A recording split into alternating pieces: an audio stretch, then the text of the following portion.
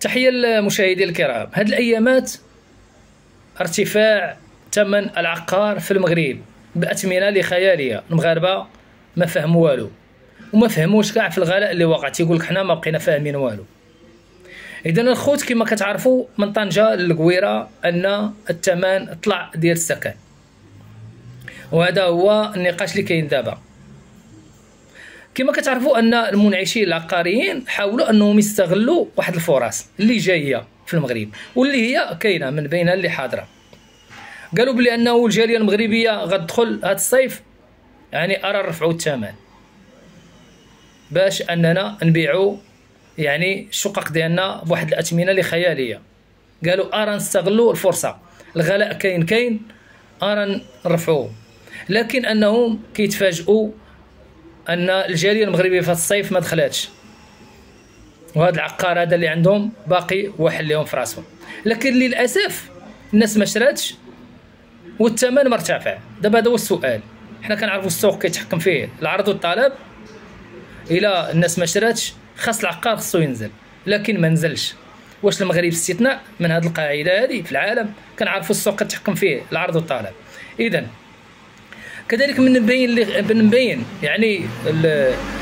يعني الاسباب واللي بقاو متمسكين بها هاد المنعشين العقاريين. كيقولوا الا ما دخلتش الجاليه راه عندنا الدعم.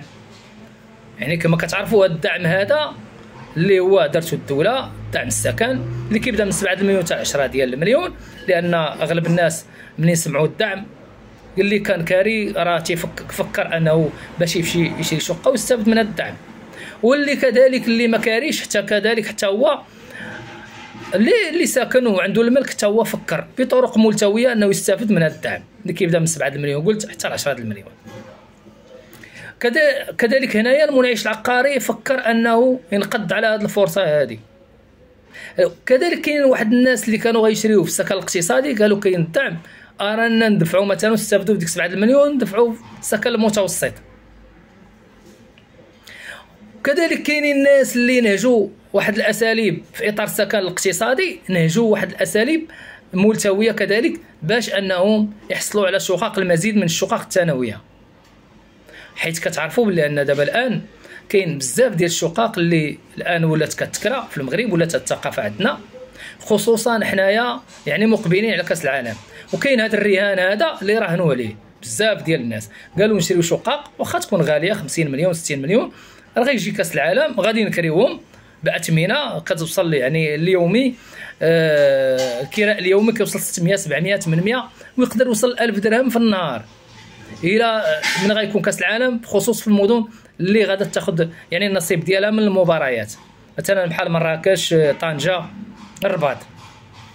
اذا هذا كان واحد الرهان. هادو اسباب اللي خلات.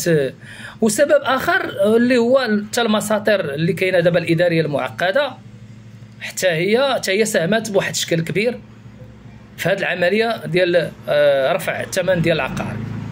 اذا كما كتعرفوا كاين سبب من الاسباب، سبب اخر اللي هو احتكار السوق. يعني حنا ما عندناش منافسه شريفه، يعني ماشي اي شركه ممكن انها تدخل وتبدا تبني شقق وتبدا تبيع للناس. والسبب كذلك اخر اللي كاين هو ارتفاع يعني نسبه الفائده ديال لي زانتيري، حتى هو خلى كذلك. وكاين سبب اخر اللي هو ارتفاع يعني في الثمن ديال مواد البناء، حتى هذا سبب من الاسباب حتى هو اللي خلى العقار. هادو كلهم اسباب اللي تجمعوا باش وصلونا لهذه المرحله ديال العقار اللي وصل لهذا المستوى. اذا هنا السؤال، واش هاد الوقيته نشري فيها العقار ولا ما نشريش، ولا نخلي حتى يفوت كاس العالم عاد نشري؟ دابا هذا هو السؤال اللي مطروح، اللي كيبان بلي انه الناس ما يزربوش ما يشريوش. دابا حاليا تيشوفوا السوق من القدام يقدر يستقر، يقدر تهبط الاثمنه، عاد ممكن انهم يفكروا يشريو. المهم هذه هي اللي النصيحه من عندي انا اللي نقدر نوجهها يعني لاي واحد بغى يشري عقار.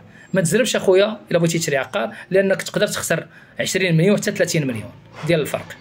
اذا كنتمنى ان الرساله ديالي تكون وصلت. واهم حاجه خليو تشوفوا كاس العالم او من بعد 2030 تقدروا تشريو السكن ديالكم بواحد الثمن اللي يكون مزيان. والسلام عليكم.